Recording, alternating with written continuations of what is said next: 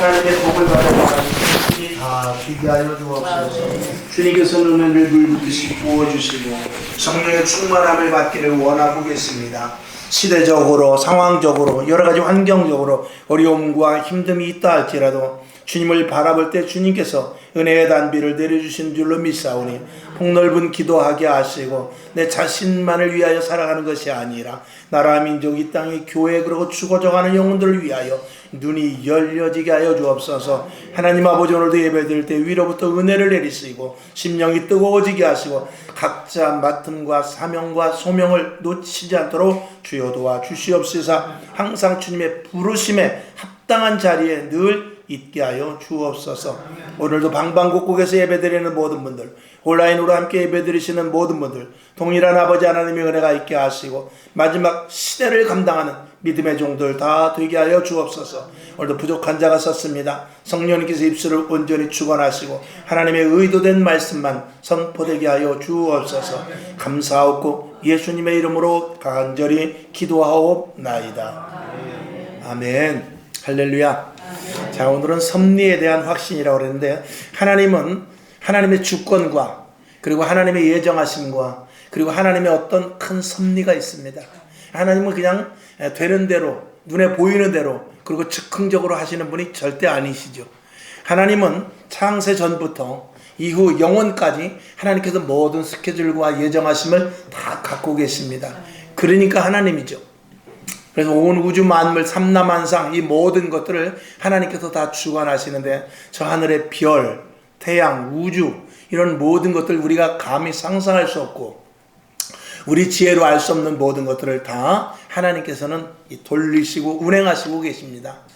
우리 몸에 있는 작은 세포 하나까지라도 하나님께서, 또 우리는 예수님께서 말씀하신 대로 우리가 나에게 머리카락 하나, 흰머리 하나도 검게 할 수 있는 힘이 우리들에게는 없습니다. 그러나 하나님께서는 전지전능하시고 무소부재하시면서 모든 것들을 주관하고 계시죠. 오늘 그 하나님을 여러분들이 깊이 알 수 있기를 바랍니다. 은혜는 하나님을 아는 만큼 받는 것입니다. 그리고 하나님 앞에 믿음이 보여지는 것은 그만큼 얼마만큼 하나님을 아느냐에 따라서 믿어지는 것입니다. 하나님이 믿어지지 않는 것은 내가 그만큼밖에 모르는 거예요. 예수님의 은혜가 얼만큼인지, 그리고 성령의 역사하심이 어느 만큼인지 그걸 우리가 모르니까 그 내가 아는 만큼 수준에 따라서 하나님이 일하실 수밖에 없고, 그리고 믿음과 신앙이 거기까지일 수밖에 없는 것입니다. 오늘 여러분에게 더 하나님을 깊이 알기를 원합니다. 예수 그리스도에 대해서 심서하시기를 바랍니다. 성령의 충만함을 위해서 간절히 기도하실 수 있기를 주님의 이름으로 축원합니다. 보이지 않는 이 세계 속에서 악한 영들, 그리고 우리를 넘어뜨리려고 쓰러뜨리는 세력, 택한 자들까지도 두루 삼키며 어찌하든지 간에 지옥으로 끌고 가려고 하는 이 마귀 사탄의 괴계를 여러분들이 감지하실 수 있기를 주님의 이름으로 축원합니다. 여러분에게 필요한 은사가 있어지고 마지막 때 더 성령 충만하기를 다시 한번 주님의 이름으로 축원합니다. 자, 오늘 보면은 신명기 30장 15절에서부터 20절까지 말씀 중에 중요한 말씀 15절에 보면 오늘날 내가 생명과 복과 사망과 화를 내 앞에 두었다라는 것입니다. 선택은 누가 하느냐? 내가 하는 것입니다. 하나님은 우리를 로봇과 같이 만들어서 하나님의 그 어떤 프로그램에 의해서 무조건 끌고 가시는 것이 아니라, 하나님은 목표와 계획이 있어요. 그리고 우리들에게 길을 날마다 제시하십니다. 그리고 그쪽으로 오라고 말씀하십니다. 그게 자유의지죠. 그래서 에덴 동산에서도 그 아담과 하와에게 자유를 주셨어요. 너희가 이 동산에 있는 모든 실과를 다 먹지만 이 가운데 있는 동산 중앙에 있는 선악을 알게 하는 나무 그 실과는 먹지 말아라 함으로 말면서 우리들에게 선택할 수 있는 권리를 주셨어요. 오늘도 이전에 이 땅에 70억 이상의 인구가 있지만 예수를 믿는 사람, 오늘도 바로 옆에 교회가 있어도 안 가는 사람은 안 갑니다. 길거리에서 전도지를 수십 장 수백 장 받았어도 싫은 사람은 싫은 거예요. 그러나 오늘은 하나님께서 저와 여러분을 부르셨지만 또 여러분들이 나름대로 이 마음에 동하게 해서 오늘도 이 자리에 나온 것 복 중에 복이죠. 저는 그런 생각을 많이 해봅니다. 어떻게 내가 예수를 믿을 수 있을까? 나 같은 사람을 어떻게 하나님께서 부르셨을까? 하나님이 나 같은 사람 정말 저울에 달아놓고 사람으로 말미암아서 나름대로 가치를 따진다면 나는 저 하급밖에 되지 않을 텐데 내가 내 속성을 알거든요. 그럼에도 불구하고 하나님께서는 구별하지 아니하시고 하나님께서 누구든지 주의 이름을 부르는 자에게 구원을 주듯이 하나님 앞에 나와 예배드릴 수 있는 은혜 주신 것 너무나 감사하죠. 이거는 인생에 있어서 가장 최대의 복이요. 그리고 내가 선택했다 할지라도 또 하나님의 큰 예정 속에 있었다 할지라도 이것은 하나님이 주신 놀라운 은혜라고 볼 수밖에 없는 것이죠. 오늘 여러분 이 성경 본문에서 우리의 생명과 복이 있고 그리고 사망과 화가 있는데 너희가 택하여 잘 가라 라고 말씀을 하고 있습니다. 복과 화가 우리 앞에 있는데 너희에게 말씀을 순종하고 말씀을 자르는 자는 복이 있을 것이지만 거역하는 자는 화가 있게 될 것이라고 주님께서 분명히 말씀하셨습니다. 하나님은 우리에게 징계도 하시고 또 그리고 악한 자들을 지옥에 넣기도 하지만 분명히 하나님께서는 길을 제시하세요. 천국 가는 길을 제시하십니다. 하늘나라 갈 수 있는 길을 제시하시고 그렇지 않았을 때 지옥으로 보낼 뿐이지 하나님께서 대충 이렇게 일반 사람들이 사는 것을 보고 하나님의 의도대로 천국과 지옥을 넣는 것이 아닙니다. 오늘도 여러분에게 이 자리에 온 여러분 끝까지 천국을 쟁취하실 수 있기를 그리고 그 길을 갈 수 있기를 다시 한번 주님의 이름으로 축원합니다. 하나님의 섭리라는 말을 우리가 많이 하고 하나님의 예정이라는 말을 많이 하며 또 하나님의 주권이라는 말을 많이 합니다. 하나님의 주권 앞에는 아무도 당할 수가 없습니다. 하나님의 주권하심은 모든 것들을 통치하시는 개념이거든요. 근데 하나님께서 하나님의 그 주권보다도 더 상위에 있는 것이 있으니 하나님의 섭리입니다. 하나님의 주권은 하나님의 섭리 가운데 이루어 놓은 그 섭리, 계획하신 것들을 행하시는 것이 주권이거든요. 그러니까 주권을 행하시는 것보다도 더 상위는 뭐냐? 하나님이 이미 계획하는 어떤 그 섭리, 그 섭리는 누구도 어겨낼 수 없습니다. 근데 그 섭리가 하나님의 그 강제성이 있음에도 불구하고 그 섭리 속에 무엇이 있느냐? 우리에게 제시하는 바가 있어요. 그래서 하나님께서는 길을 우리가 부산을 가다 보면은 이정표가 있어요. 그래서 왼쪽으로 갈까 오른쪽으로 갈까 가다가 오늘도 만약에 부산을 간다 하면 여기서 서해안으로 갈 수도 있고 경부선으로도 갈 수 있습니다. 사람은 선택하기 마련이죠. 근데 서해안으로 내비게이션이 서해안으로 인도했는데 나는 경부선이 편해. 그래가지고 경부선으로 가면은 내비게이션이 왜 서해안 쪽으로 인도하냐면 그쪽에 차가 없기 때문에 그런 것이거든요. 그러면 그쪽으로 가면 정하는 시간에 가지만 내가 좋아하는 길, 내가 편하는 길이 있다, 내가 아는 길이 있다고 해가지고 만약에 경부 쪽을 택하게 되면 여지없이 그쪽은 밀려있는 것이 당연합니다. 이제 일반적으로 이야기했을 때. 그건 뭐냐면 그만큼 내비게이션을 따라갔을 때 수월하게 갈 수 있는 것과 마찬가지로 우리 인생에 하나님께서 길을 인도해 주시는데 그것이 하나님의 말씀인 것입니다. 그리고 오늘도 내 앞에는 항상 두 가지의 길이 있습니다. 하나님의 명령을 순종하는 길, 하나님의 명령을 거역할 수 있는 길. 언젠가도 한 몇 주 전에도 한번 말씀을 드렸죠. 하나님께서는 우리에게 반드시 두 길을 아침에 일어났을 때부터 선택입니다. 오늘도 교회를 가야 될까 말까. 오늘도 저와 여러분이 여기 나와서 오늘 예배를 드리지만 어떤 분은 오늘도 일어나서 교회 갈까 말까 갈등하다가 결국은 친구의 전화를 받고 친구를 만나러 간 사람이 있겠어요? 있다 이 말이죠. 그런가 하면 그런 것들에 대해서 서슴없이 오늘은 나 주일이기 때문에 교회 가야 돼. 그렇지 진짜 미안하다. 그러면서 전화를 끊고 오늘 교회에 온 사람들도 있을 것입니다. 어쨌든 모든 것들은 내 앞에서 일어나는 모든 일의 그 선택이거든요. 이 선택 속에 들어갔어요. 이 내가 하는 선택이 하나님의 순리적인 하나님의 주권하심과 하나님의 예정하심과 그리고 하나님의 섭리 가운데로 들어가는 길이 되어야지. 하나님이 원치 않는 길로 가면은 안 된다는 것을 먼저 말씀을 드립니다. 하나님이 이 섭리를 세우는 가장 큰 이유는 뭐냐? 하나님의 주권을 행사하시는 목적 중에 가장 큰 것은 무엇이냐? 하나님의 예정하심 속에서 가장 중요한 것은 뭐냐면 우리 인생들의 구원입니다. 우리 인생들의 구원보다도 하나님이 더 크게 생각하는 것은 없습니다. 하나님의 이 생각 속이라고 해야 될까요? 그 하나님의 모든 예정하심, 하나님의 주권, 하나님의 섭리 속에서 가장 큰 비중을 차지하는 것은 저와 여러분이 구원받는 것이죠.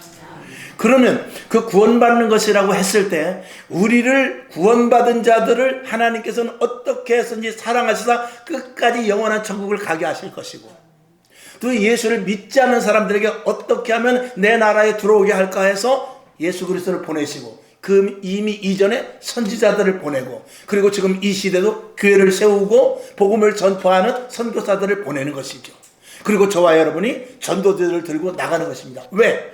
하나님의 목적은 그게 가장 최우선이기 때문에. 그러니까 그 일에 동참하는 것은 무엇보다도 생명을 살리는 일에 동참하는 것만은 하나님께서 모든 것들을 책임져 주십니다. 그리고 하나님이 그 일을 가장 기쁘시게 여긴다는 것을 먼저 저와 여러분 머릿속에 넣어야 될 것입니다. 자, 우리는 인생을 살아가는 데서 하나님의 섭리, 하나님의 뜻, 하나님의 주권 속으로 들어가야 되는데, 그렇게 하기 위해서는 먼저 우리의 생각과 마음이 항상 어떤 것이 하나님이 기뻐하시는 일인가를 생각해야 되고, 그리고 내 속에서부터 결정을 해야 되는데, 하나님이, 자 우리 한번 따라합시다. 하나님이 나를 도우신다. 나를 도우신다. 아멘. 먼저 이것을 여러분 속에 선제 조건으로 넣으시길 바랍니다. 왜 도우실까요? 하나님께서는 인생의 구원과 그리고 영원한 천국까지 가는 것을 가장 최고로 놓고 있기 때문에 그렇습니다. 우리가 한번 이삭을 보았을 때 성경을 한번 일단 먼저 보죠. 창세기 22장 1절과 2절을 봅시다. 시작. 그 일 후에 하나님이 아브라함을 시험하시려고 그를 부르시되 아브라함아 하시니 그가 가로되 내가 여기 있나이다. 2절.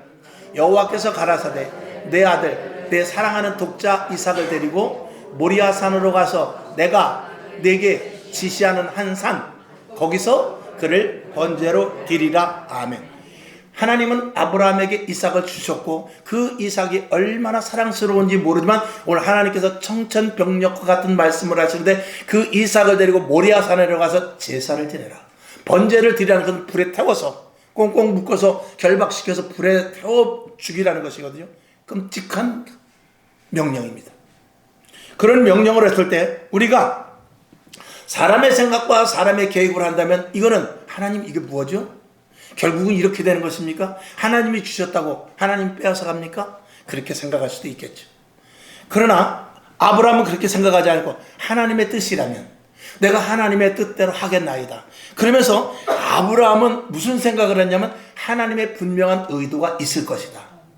그리고 하나님이 선한 쪽으로 나를 인도하실 것이다. 조금 아까 우리가 복장했듯이 하나님은 나를 도우실 것이다 하는 생각을 언제부터 갖고 있었냐? 이미 아브라함을 하란 땅에서부터 불러가지고 가나안 땅에 정착할 때까지 아브라함은 그 믿음이 있었습니다.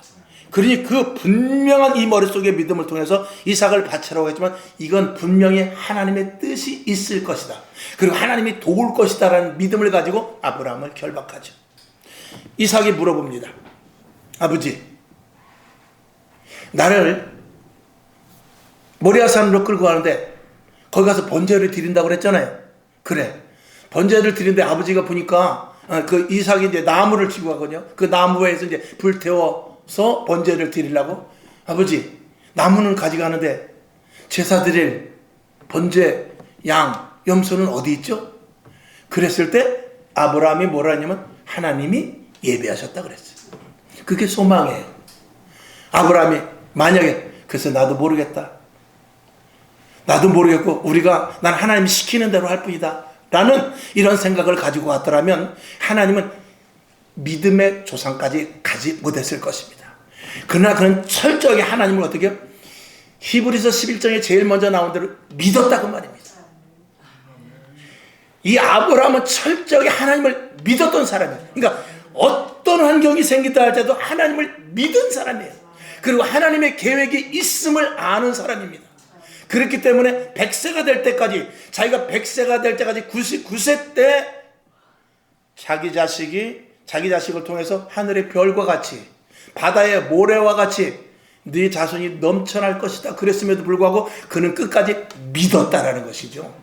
결국은 이삭 하나밖에 낳지 못했음에도 불구하고 그를 통해서 후손이 복을 받을 것을 어떻게 해요? 믿었다라는 것입니다.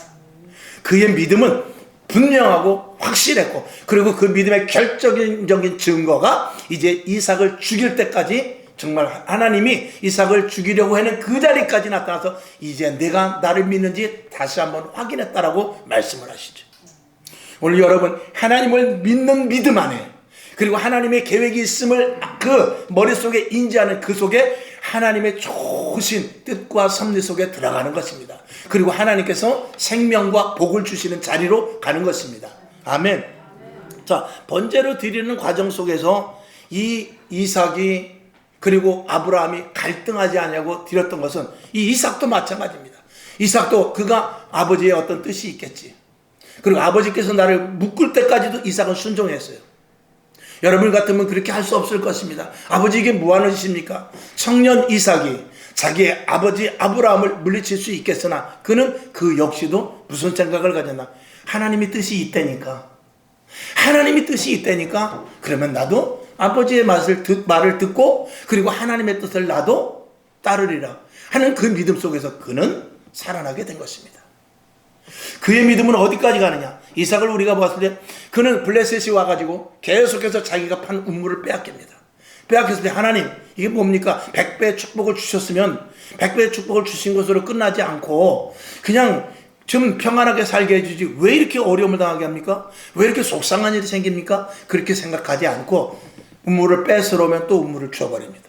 우물을 뺏으러 다른 데서 우물을 파가지고 우물을 뺏으러 오면 또 우물을 줘요. 계속해서 그렇게 하니까 이 블레셋 사람들이 그 우물을 주는 것을 보고 오히려 그들의 마음이 녹아져 버리는데, 그때 이삭의 마음속에는 하나님께서 모든 것들을 공급하여 주시는 분이라는 것을 그는 생각을 했고, 하나님을 믿는 믿음으로 말미암아 이까지 것 우물 하나가 문제가 아니라 나는 하나님의 자녀로서 하나님의 의도대로 사는 것이 더 중요하다라는 생각이 있었던 것이죠. 만일에 아브라함도 하나님 이게 뭡니까? 또 이삭도 이건 아니지요. 나는 이렇게 살다 맙니까? 라고 말했다면 그는 이삭으로서의 하나님의 놀라운 축복을 받지도 못했을 거니와, 그리고 또한 그가 우물을 뺏길 때도 하나님, 이게 뭐 이렇게 애쓰고 힘들어서 우물을 파는데 이거면 남 좋은 일 시키는 것입니까? 라고 생각했더라면 그는 이삭이 이 성경에 이렇게 정말 좋게 기록이 될 수는 없었을 것입니다. 그는 아버지가 그 며느리 리브가를 얻을 때에도 그는 이렇게 말합니다. 야, 거기 가서 그 여인을 취해야 돼. 그 이러이러한 어떤 조건을 말해주고 거기서 자라고 해도 자지 말고 바로 그 여인이 허락만 하면 바로 데리고 와라. 아니라 다를까 거기 가서 그 며느리를 얻으러 가서 그 리브가를 만나게 됩니다. 거기서 며칠을 묵어가라고 하지만 그 종은 절대 아브라함의 말을 따라서 절대로 거기서 묵지도 않고 그 여인을 데리고 옵니다. 왜 그 말씀을 드리냐면 하나님의 일은 하나님의 말씀과 명령을 따를 때 하나님의 섭리 속에 들어가는 것이기 때문에 그렇습니다. 만약에 하나님의 말이 어긋나고 하나님의 말을 조금이라도 불순종하게 되면 하나님의 깊으신 오묘한 뜻 가운데 우리가 도달하지 못할 수 있다는 것을 말씀을 드리는 것이죠. 우리가 여러분이 아시는 대로 요셉을 한번 봅시다. 요셉이 얼마나 귀염을 받았습니까? 그래서 하나님, 나는 정말 행복한 사람입니다. 나같이 행복한 사람이 어디 있겠어요? 그랬는데 그가 형의 모함을 받아가지고 미디안 장사꾼들에게 팔려가게 됩니다. 애굽으로 팔려가게 되죠.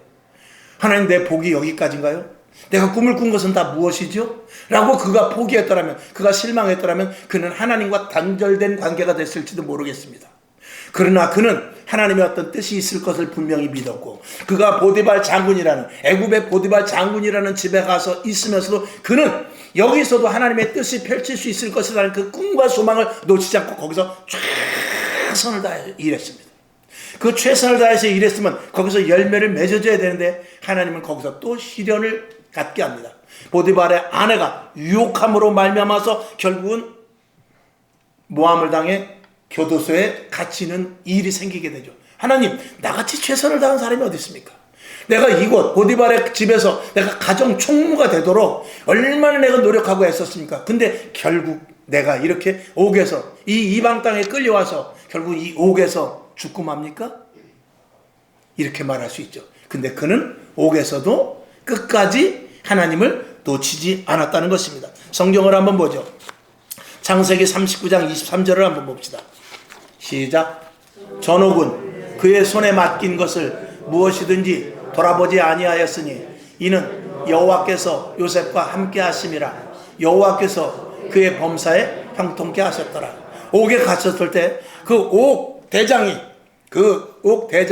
그 안에 있는 모든 것들을 다, 거기서 일할 수 있는 모든 것들을 다 요셉에게 시켰다는 것입니다. 그만큼 요셉이 믿게끔 했고 요셉을 믿었다는 이야기죠. 여러분, 그런 게 쉽지 않습니다. 왜냐하면 내가 억울하게 옥에 갇혔음에도 불구하고 거기서 잘하고 있다? 이건 쉽지 않습니다. 억울하게 갇힌 불평과 불만과 그리고 하나님을 원망하는 일만 있을 것인데 그렇지 아니했다는 것이죠. 그리고 성경은 요셉에 대해서 그 일에 대하여 형통했다라고 말하고 있어요. 요셉이 형통하다는 것은 이 요셉의 심성과 그리고 요셉이 지금 있는 자리와 하나님의 계획이 의도대로 하나님의 섭리 가운데 지금 가고 있다는 거예요. 여러분이 똑같이 옥에 갇혔어도 하나님의 섭리 가운데 가는 사람이 있는가 하면, 똑같이 옥에 갇혀서 불평과 불만을 통해서 거기서 하나님의 섭리에 하나님의 예정하신 길로 가는 것이 아니라 그 자리에서 어긋나 결국은 하나님의 일이 실패가 되기까지 마치 가룟 유다와 같이 패배자가 될 수도 있는 것입니다. 그러나 요셉은 그렇지 않았어요. 끝까지 하나님을 믿고 나아갔던 것입니다. 이것이 하나님의 섭리를 따르는 자의 길인 것입니다. 오늘 우리에게는 옥에서도 길을 찾는 자, 우물을 뺏기는 자리에서도 길을 찾는 자, 그리고 내 아들 자식을 꽁꽁 묶어서 번제로 드리는 그 아브라함 같은 자리에서도 길을 찾는 자가 하나님의 섭리 가운데 들어가는 자들입니다. 오늘 여러분, 형통한 길만 있으면 얼마나 좋겠어요. 좋은 일만 계속 생기면 어떻게 좋겠어요. 얼마나 좋겠어요. 그러나 하나님은 저와 여러분을 다뤄가시고 섭리에 하나님이 기뻐하시는 길로 이끌고 가는데 축복과 은혜와 생명의 길로 인도하시는 데 있어서 많은 여정이 있다 이 말입니다. 그 여정 속에 들어갔을 때 그 여정을 우리는 어떻게 생각해야 되냐? 이것이 하나님께서 분명히 인도하신 길이다라는 확신을 놓치지 말라는 것입니다. 우물을 뺏기는 일이 생겨도, 옥에 갇히는 일이 생겨도 다윗과 같이 사무엘에게 기름을 받아서 너는 이제 다윗을 사울 왕을 이어서 네가 왕이 될 것이야. 근데 기름 부음을 받은 그 이후부터 엄청난 고생을 하게 됩니다. 다윗은 이렇게 생각할 수 있어요. 내가 이제 기름 부음을 받았으면 저 사울 왕이 순적하게 사무엘을 통해서 네가 기름 부음 받은 것을 처음에는 물론 몰랐지만 내가 알게 되었다. 네가 내 뒤를 이어서 하나님께서 너에게 기름을 부었으니 내 뒤를 이어서 잘 수업을 하여라. 이렇게 쓰면 얼마나 좋겠어요. 근데 그렇게 하지 않고 몇 번이나 끝까지 추적해서 이 다윗을 죽이려고 장인 겸 그 사울 왕이 끝까지 따라다닙니다. 그때 다윗은 하나님, 내가 기름 부음을 받았고 그리고 내가 소망이 있었는데 이게 여기서 끝나는 것입니까? 하나님, 이게 길입니까? 그렇다면 내가 여기서 포기하죠. 그런 생각을 한 적이 없었어요. 이것도 하나님의 뜻이 있을 것이다. 이 길 속에서 하나님이 원하는 그 어떤 루트, 그 통로가 있을 것이다 라는 것을 그는 분명하게 생각하는 것입니다. 그러니까 사울왕에게 쫓기고 그리고 엔게디 황무지에 갔을 때, 그리고 굴에 갇혔을 때, 그리고 자기 동료들과 먹을 것이 없어 힘들고 어려울 때도 그는 무슨 찬송을 했느냐? 여호와는 나의 목자시니 내가 부족함이 없으리로다. 그렇게 말할 정도의 그의 믿음과 신앙은 철저하게 하나님의 의도대로 살 것에 대해서 분명성을 가진 것입니다. 여러분, 이게 이 시대에 필요한 것입니다. 여러분, 대한민국을 보십시오. 얼마나 암울하고 힘들고 어렵습니까? 그러나 여기서 우리는 길을 찾아야 돼요. 이 땅의 교회들이 얼마나 힘듭니까? 이 땅의 교회들이 온전하게 세워지지 못하고 교회가 교회로서의 가치는 자꾸 떨어지고 정말 목회자나 성도들이 하나 되지 못하고 교단끼리 하나 되지 못하고 다 분열되어 있어서 이 교회가 갈갈이 찢겨지고 정부조차도 그리고 기관조차도 세상 사람들조차도 교회를 우습게 보는 이때에 우리는 여기서 이제 교회는 틀렸구나가 아니라 이제 전도는 틀렸구나가 아니라 여기서 이때 여기서 이럴 때에도 하나님께서는 길을 밝혀주실 것이다 라는 믿음을 갖는 자에게 하나님은 그와 동행하신다는 사실을 믿으시기를 주님의 이름으로 축원합니다. 우리 교회가 비록 이렇게 20-30명밖에 모이지 않았지만 그럼에도 불구하고 소망을 갖습니다. 꿈을 가져야죠. 한 사람이 천을 감당하고 두 사람이 만을 감당할 수 있습니다 하는 이 믿음을 가지고 끝까지 나갈 때 하나님, 우리 여러분, 10,000명이 모였어도 알곡이 적으면 무슨 소용이 있겠습니까? 그러나 비록 2명 3명이 예배를 드린다 할지라도 모두가 알곡이 되어야만 그게 진정한 교회요, 하나님이 기뻐하시는 목회요, 성도들이 될 것이 아니겠습니까? 우린 단 1명이 남아도, 그리고 몇 명이 되지 않는다 할지라도 끝까지 인내를 가지고 소망을 가지면서 하나님의 하실 일에 대해서 기대하고 소망하고 꿈을 꾸는 것이죠.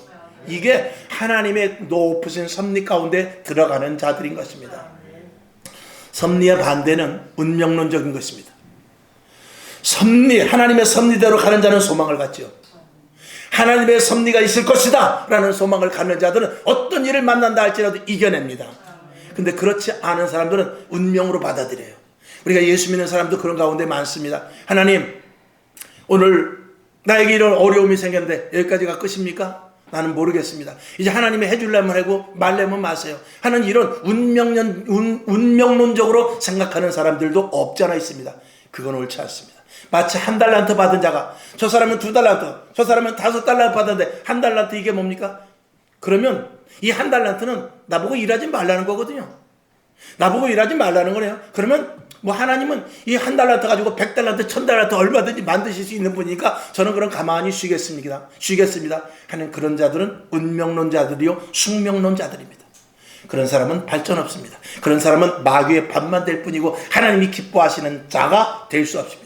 우리가 믿음을 가지고 맡긴다고 하면서도 자칫하면, 언젠가도 한번 예화를 드렸죠. 우리가 길을 가다가 보면 홍해를 만날 수가 있어요.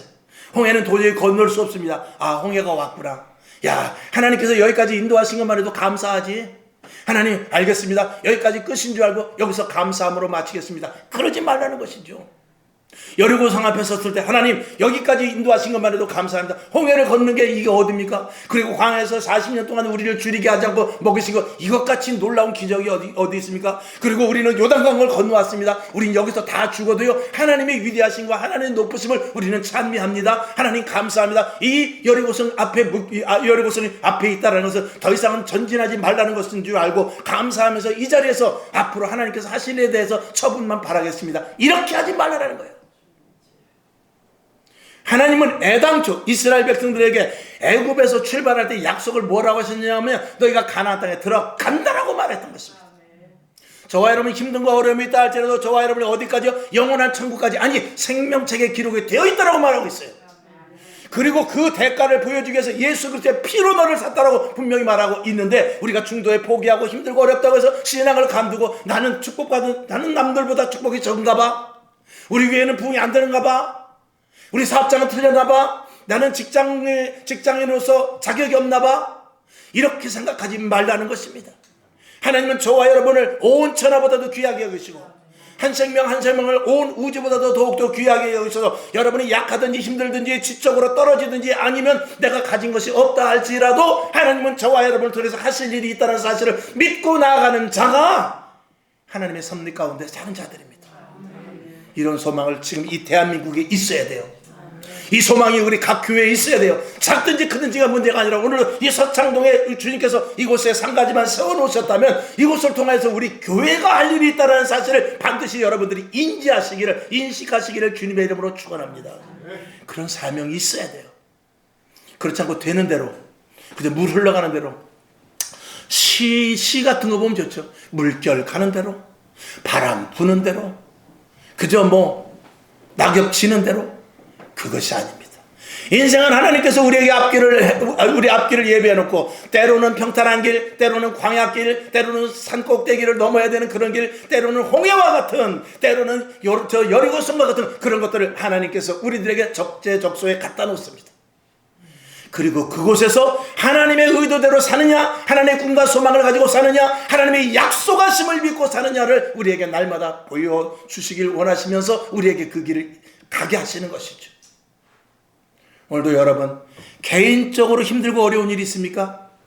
문제 삼지 마시고 하나님을 의지하며 더 큰 소망을 가지세요.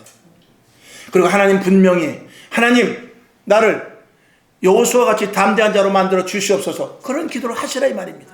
하나님 아브라함과 같은 나도 같은 믿음을 주시옵소서, 그런 기도를 하라 이 말입니다. 하나님 나도 이삭과 같은 백배의 축복을 받아서 사업장, 직장, 이 모든 것들을 하나님의 축복 안에 있게 하여 주시옵소서. 이런 기도를 하라는 것입니다. 하나님, 죽은 나사로가 살았다는데 내가 정말 죽을 것 같고 힘들 것 같고 다시는 소생될 것 같지 않지만 하나님 나를 일으켜 주실 줄로 믿습니다는 그런 믿음을 가지라는 것입니다. 그런 자에게 하나님은 역사하시는 것이죠. 오늘도 포기하고 실망된 자들, 우리가 해야 될 일은 다른 것 없습니다. 힘들고 어려워 나라 걱정하는 이들에게 소망을 우리가 부어줘야 돼요. 그리고 낙심하며 힘들고 어려워 사업장이 망했네, 직장이 떨어졌네, 그리고 뭐 이런 일이 안 됐네, 저런 일이 안 됐네, 자식이 속을 새기네, 남편이 이래, 그런 이들에게 여러분 끝까지 하나님은 사랑하셔. 여러분, 엘리야는 성정이 우리와 같은 사람이라고 했어. 엘리야나 너나 똑같다 그 말이에요. 엘리야가 더 능력이 있는 것 같지만 너랑 똑같다라는 것입니다. 그러나 그가 기도할 때, 믿음으로 기도할 때, 그가 기도할 때 3년 반 동안 비가 내리지 않았지만 다시 한번 또 기도했을 때 3년 반 동안 내리지 않았던 땅에 비가 내리더라. 너희도 그렇게 할 수 있다는 것입니다.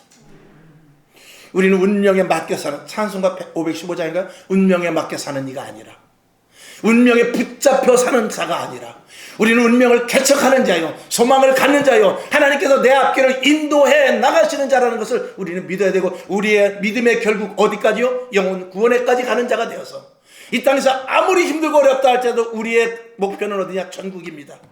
이 땅에서 아무리 힘들고 어려운 우리의 목표는 하나님의 영광을 위하여 살아갈 수 있도록 하나님께서 힘을 주신다는 것입니다.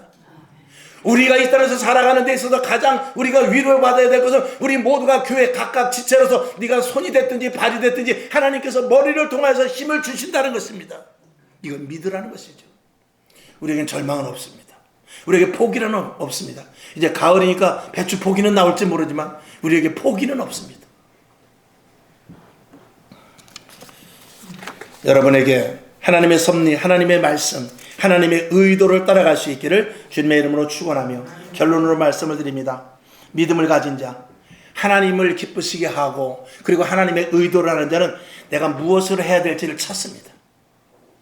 무엇을 해야 하나님이 기뻐하실까를 찾죠. 그러나 운명에 맡겨 사는 사람, 그저 자기가 주어진 환경대로 사는 사람은 무엇을 해야 내가, 무엇을 하지 말아야 내가 저주를 받지 않을까? 아, 오늘 이사 가면 안 된다는데, 오늘은 동쪽으로 가지 말라는데, 이런 사람들이 있다 이 말이죠. 그런 것을 우리는 다 타파하는 사람이죠. 혹시 내가 잘못을 저질렀다 할지라도 회개하고 하나님 앞에 나아가면은 다윗과 같이 가늠한 사람도 고쳐주었는데, 하나님께서 회복시켜 주었는데, 내가 힘들고 어렵고 내가 죄를 졌다 할지라도 하나님이 나를 붙잡아 주실 것이라는 그런 믿음을 가져야 되고, 운명론자라면 나는 이런 놈인가 보다, 나는 구제불능인가 보다, 이렇게만 생각할 수밖에 없는 것이죠. 우리는 하나님의 말씀대로 살기 위해 애씁니다. 그리고 하나님의 말씀대로 살 때 반드시 이 말씀이 이루어진다는 소망을 가지고 살지만, 운명론자들은 어떻게 하면 내가 주님보다도 내가 앞서기 때문에 언제든지 넘어질 때, 또 나보다 더 내가 가진 능력보다도 더 큰 것이 내 앞에 있을 때는 포기될 수밖에 없는 것이죠. 여러분, 우리는 끝까지 소망을 가지고 그리고 믿음을 가지고 하나님의 말씀을 또 성경을 근거로 해서 살아야 될 것이며, 미래의 소망을 가지고 그리고 좀 힘들고 어려워도 이웃을 도와가면서 그리고 서로 사랑하면서 그리고 내가 좀 없더라도 다른 사람을 더욱더 위로하면서 그렇게 살아가는 것이죠. 오늘 우리는 두렵고 떨림이 아닙니다. 내 것을 오늘 먹고 죽자, 오늘 먹고 죽고 내일 다른 사람이 무슨 소용이냐, 나만 잘 살면 되지, 언제 어떻게 될지 모르는데 오늘 먹고 죽자, 이런 마음은 우리들에게 있어서는 안 될 것입니다. 언어도 마찬가지입니다. 하나님의 꿈과 비전과 그리고 하나님의 영원한 섭리 속에 들어가 있는 자는 꿈과 소망을 잃지 않는 말이 다르죠. 생각이 다르죠. 행동이 다르죠. 사람들에게 비춰지는 얼굴 모습도 다릅니다. 그러나 그렇지 않은 사람들은 언제든지 생각도 달라지고 말도 언어도 다르고 그리고 계획이 있을 수 없으며 우리 속에는 항상 불안함과 부정함과 그리고 어떻게 하면은 이런 것만 생각하게 되는 것입니다. 하나님의 나라는 절대적입니다. 하나님은 절대적이세요. 말씀은 절대적이다 그 말입니다. 그건 무슨 말씀이냐? 하나님은 반드시 하시는 분이에요. 하나님의 계획은 온전합니다. 하나님께서 계획하신 일은 변개될 수가 없습니다. 그럼 변개되지 않는 대로 우리가 가야지. 수시로 흔들리는, 요동하는 배와 같이 흔들리는 세상 속에 우리가 들어가서 거기서 출세를 한다, 내가 거기서 무엇을 얻는다, 이것은 될 수 없는 것입니다. 여러분, 그럴듯한 것에 속지 마시기를 주님의 이름으로 축원하며, 섭리에 따르는 여러분 자연스러운 모습을 갖고 섭리에 따르는 자가 되어서 삶이, 생각이, 말이, 행동이 달라질 수 있기를 주님의 이름으로 축원하며, 그런 자들의 특징은 제일 먼저 나타나는 게 뭐냐면 항상 감사죠. 불평이 있을 수 없습니다. 불만이 있을 수 없습니다. 트집을 잡을 게 없습니다. 항상 감사하죠.